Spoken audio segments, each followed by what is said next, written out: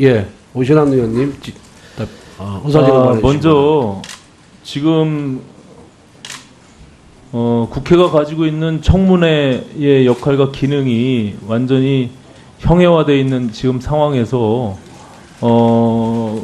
우리 법사위가 법무부 장관 후보자의 청문회를 진행한다는 것이 어렵지 않나 이런 생각을 먼저 합니다.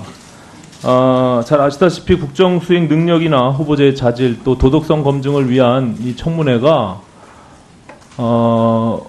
거의 의도적으로 자료를 깊이 회피하는 지금과 같은 상황 속에서 도저히 그 역할과 기능을 할 수 없다는 것이 제 본의원의 판단입니다.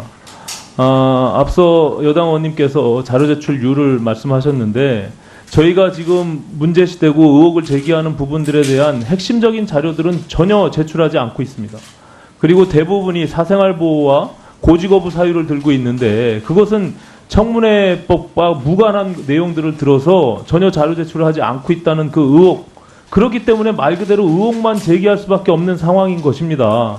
자료가 와야 그것을 우리가 검토하고 확정적으로 말씀을 드릴 수가 있는데 자료 제출을 전혀 안 하고 있기 때문에 그 기능을 못 하고 있다 이렇게 말씀을 드립니다. 본의원이 222건의 자료 제출 요구를 했습니다. 그중에 115건을 미제출했습니다. 자료 제출률은 48.2% 정도 되는데 그중에 법무부가 60건의 자료 제출 요구를 했음에도 불구하고 37건을 미제출했습니다. 자료 제출률이 38% 정도뿐이 안 됩니다.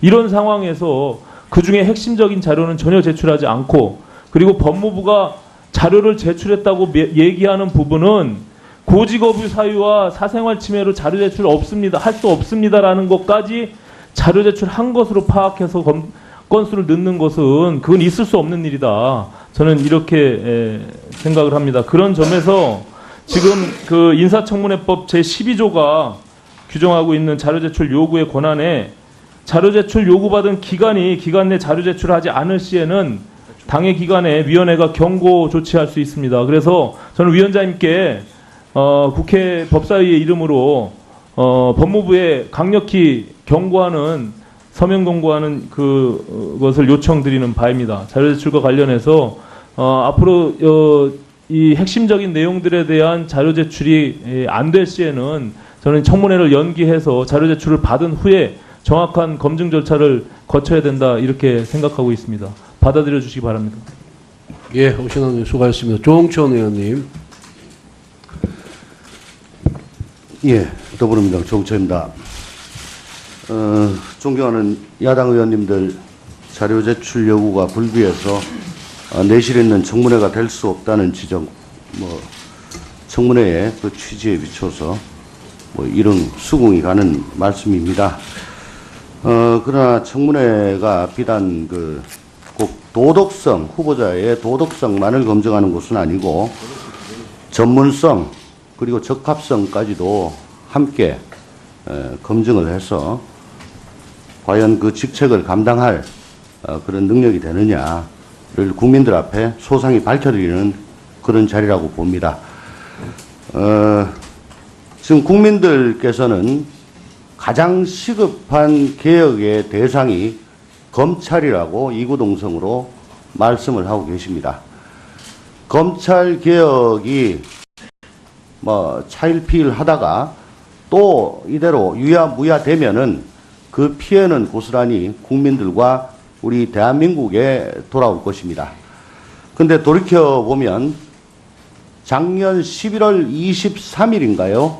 김현웅 장관이 자진 사퇴한 이후 오늘 2017년 7월 13일까지 약 8개월 동안 법무행정의 수장이 지금 공석인 상태입니다.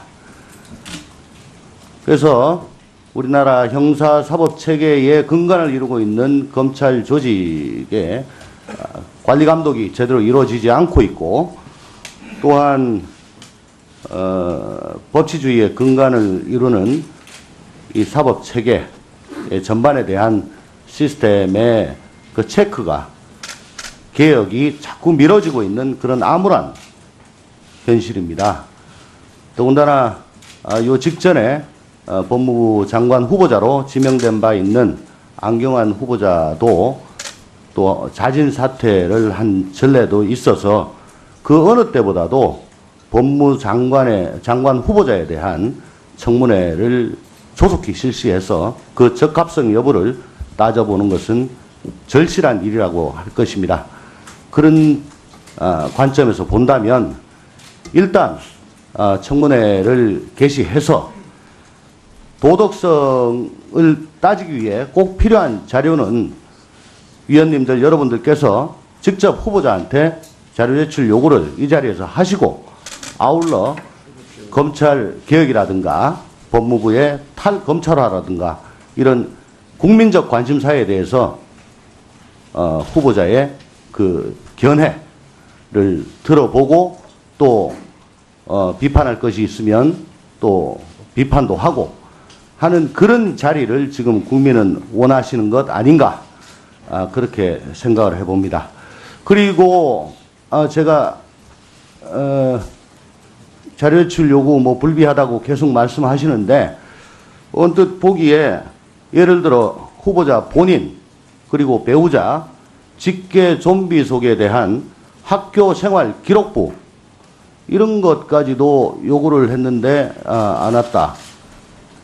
도대체 배우자와 직계 좀비 속에 학교 생활 기록부가 이 청문회에서 꼭 필요한 자료인지 후보자의 도덕성을 검증하는데 이게 꼭 필요한 자료인지 의문을 표하지 않을 수가 없습니다. 아마 제출하지 못한 자료 중에는 이렇게 개인 신상과 관련된 그런 것들도 꽤 포함되어 있으라고 봅니다. 따라서 일단 청문회를 진행을 하시면서 자료 제출 요구를 후보자에게 직접 하시고 만약에 못한다면 왜 안 되는지 어렵다면 왜 힘든지 후보자에게 추궁을 해주신 게 그게 국민을 위한 우리 법사위원들의 도리가 아닌가 그렇게 생각됩니다. 이상입니다. 예, 조영천 의원님 수고하셨습니다. 다음 주광덕 의원님 의사진행 발언해 주시기 바랍니다. 네, 주광덕 의원입니다. 국민이 원하는 법무부 장관에 대한 인사청문회의 모습 어떤 것이겠습니까? 우리 존경하는 조영천 의원님 말씀하셨지만 저희들도 법무부 장관이 뭐 검찰 개혁을 비롯한 시대에 맞는 이 법무부의 변화와 검찰 개혁을 중심으로 한 그 전문적인 능력과 자질을 갖고 있는지 얼마나 우리가 그걸 검증하고 싶어 하겠습니까? 그러나 우리 국민은 이 문재인 정부 초대 법무부 장관이 좀 당당하고 소신 있고 그리고 좀 솔직한 그런 모습의 장관이어야 이 중차대한 검찰 개혁을 포함한 법무부 혁신의 칼을 그 손에 쥐어줄 수 있다는 것도 전제로 하고 있다는 것을 말씀드립니다.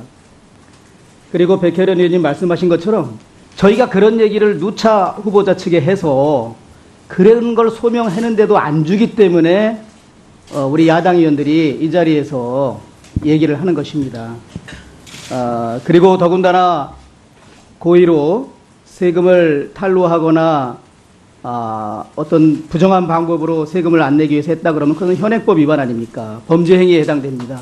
그렇기 때문에 그러한 사실에 관한 자료를 달라고 요청하는 것은 저희 의원들의 책무이고 우리 국민들이 과연 대한민국 법무부 장관 되실 분께서 국민에게 법을 지키라고 호소하고 법을 위반할 때는 엄정하게 처벌하고 법 집행을 엄정하게 할 수밖에 없다라는 호소를 할 수 있는 그런 사람인지를 오히려 알고 싶어 하는 것입니다.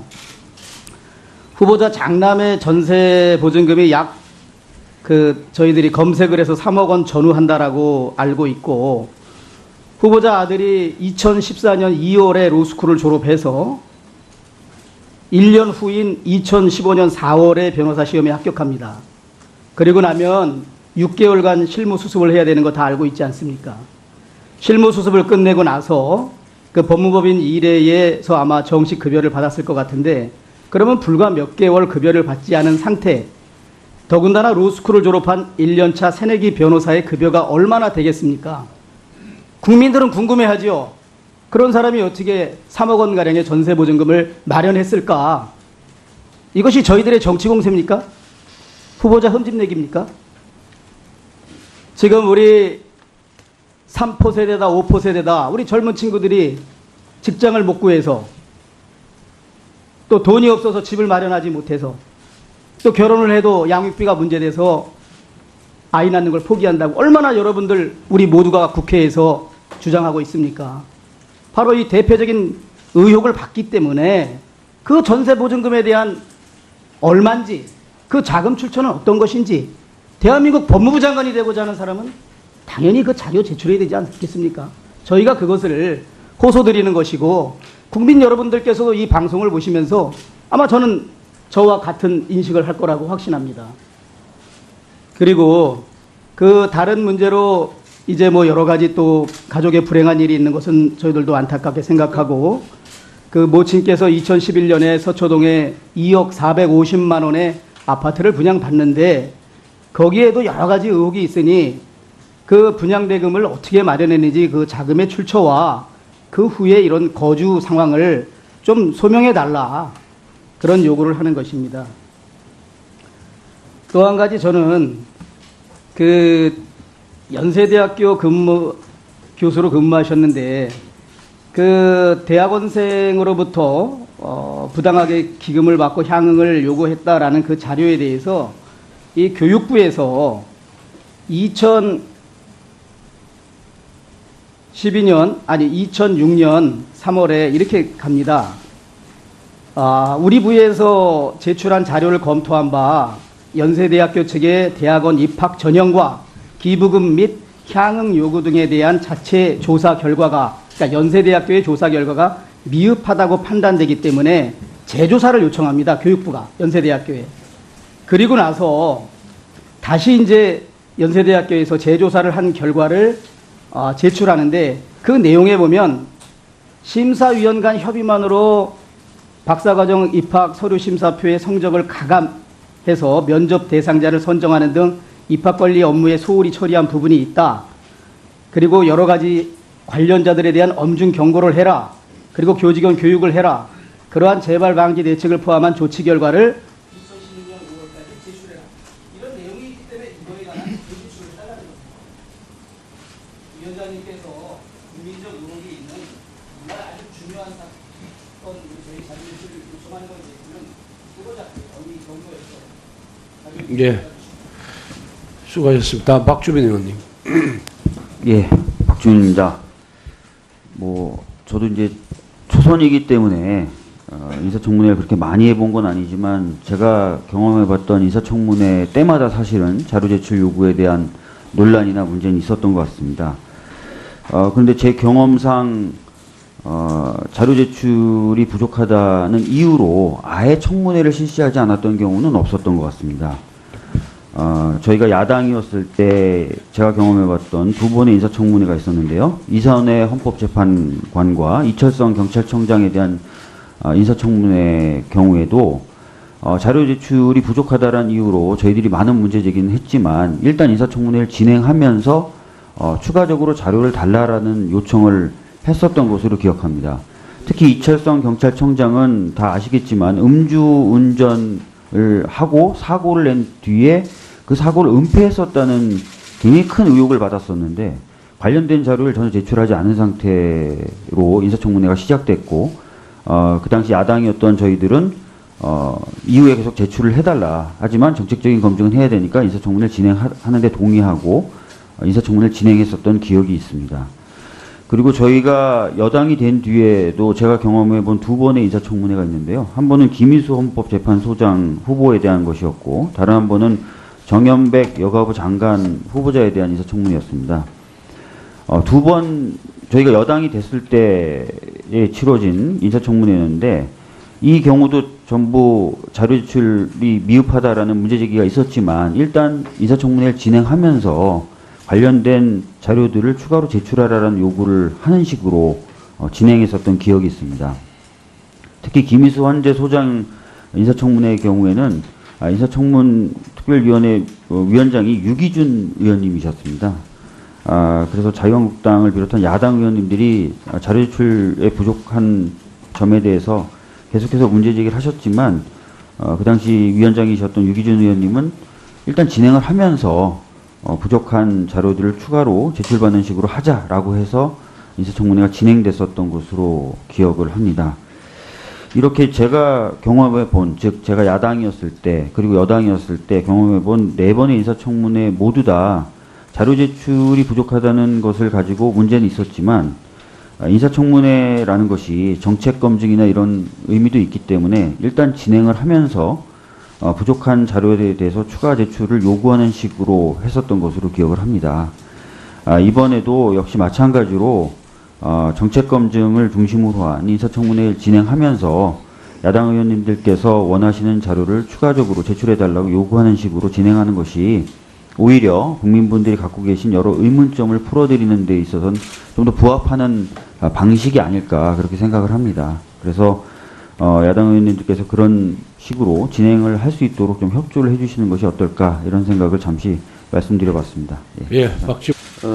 존경하는 야당 의원님들 자료 제출 요구가 불비해서 내실 있는 청문회가 될 수 없다는 지적, 청문회의 그 취지에 비춰서 이런 수긍이 가는 말씀입니다. 그러나 청문회가 비단 꼭 도덕성, 후보자의 도덕성만을 검증하는 것은 아니고 전문성 그리고 적합성까지도 함께 검증을 해서 과연 그 직책을 감당할 그런 능력이 되느냐를 국민들 앞에 소상히 밝혀드리는 그런 자리라고 봅니다. 지금 국민들께서는 가장 시급한 개혁의 대상이 검찰이라고 이구동성으로 말씀을 하고 계십니다. 검찰 개혁이 차일피일하다가 또 이대로 유야무야 되면은 그 피해는 고스란히 국민들과 우리 대한민국에 돌아올 것입니다. 근데 돌이켜보면 작년 11월 23일인가요? 김현웅 장관이 자진 사퇴한 이후 오늘 2017년 7월 13일까지 약 8개월 동안 법무행정의 수장이 지금 공석인 상태입니다. 그래서 우리나라 형사사법체계의 근간을 이루고 있는 검찰 조직의 관리 감독이 제대로 이루어지지 않고 있고 또한 법치주의의 근간을 이루는 이 사법체계 전반에 대한 시스템의 그 체크가 개혁이 자꾸 미뤄지고 있는 그런 암울한 현실입니다. 더군다나 요 직전에 법무부 사유를 들고 있는데 그것은 청문회법과 무관한 내용들을 들어서 전혀 자료 제출을 하지 않고 있다는 그 의혹, 그렇기 때문에 말 그대로 의혹만 제기할 수밖에 없는 상황인 것입니다. 자료가 와야 그것을 우리가 검토하고 확정적으로 말씀을 드릴 수가 있는데 자료 제출을 전혀 안 하고 있기 때문에 그 기능을 못하고 있다 이렇게 말씀을 드립니다. 본의원이 222건의 자료 제출 요구를 했습니다. 그중에 115건을 미제출했습니다. 자료 제출률은 48.2% 정도 되는데 그중에 법무부가 60건의 자료 제출 요구를 했음에도 불구하고 37건을 미제출했습니다. 자료 제출률이 38% 정도뿐이 안 됩니다. 이런 상황에서 그중에 핵심적인 자료는 전혀 제출하지 않고 그리고 법무부가 자료를 제출했다고 얘기하는 부분은 고직업유 사유와 사생활 침해로 자료 제출 없습니다. 할 수 없습니다라는 것까지 자료 제출한 것으로 파악해서 건수를 넣는 것은 그건 있을 수 없는 일이다. 저는 이렇게 생각을 합니다. 그런 점에서 지금 그 인사청문회법 제12조가 규정하고 있는 자료 제출 요구의 권한에 자료 제출 요구받은 기간 내 자료 제출하지 않을 시에는 당해 기간에 위원회가 경고 조치할 수 있습니다. 그래서 저는 위원장님께 국회 법사위의 이름으로 법무부에 강력히 경고하는 서면 경고하는 그것을 요청드리는 바입니다. 자료 제출과 관련해서 앞으로 이 핵심적인 내용들에 대한 자료 제출이 안 될 시에는 저는 청문회를 연기해서 자료 제출을 받은 후에 정확한 검증 절차를 거쳐야 된다 이렇게 생각하고 있습니다. 받아들여 주시기 바랍니다. 예, 오신환 의원 수고하셨습니다. 조홍천 의원님. 예, 더불어민주당 조홍천입니다. 예, 오신환 의원님. 의사진행 발언해 주시기 먼저 지금 국회가 가지고 있는 청문회의 역할과 기능이 완전히 형해화되어 있는 지금 상황에서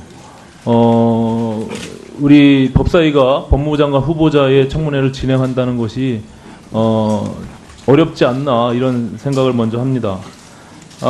잘 아시다시피 국정 수행 능력이나 후보자의 자질 또 도덕성 검증을 위한 이 청문회가 거의 의도적으로 자료를 깊이 회피하는 지금과 같은 상황 속에서 도저히 그 역할과 기능을 할 수 없다는 것이 제 본의원의 판단입니다.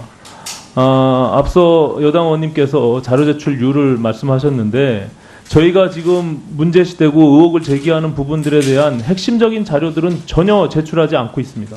그리고 대부분이 사생활 보호와 고지 거부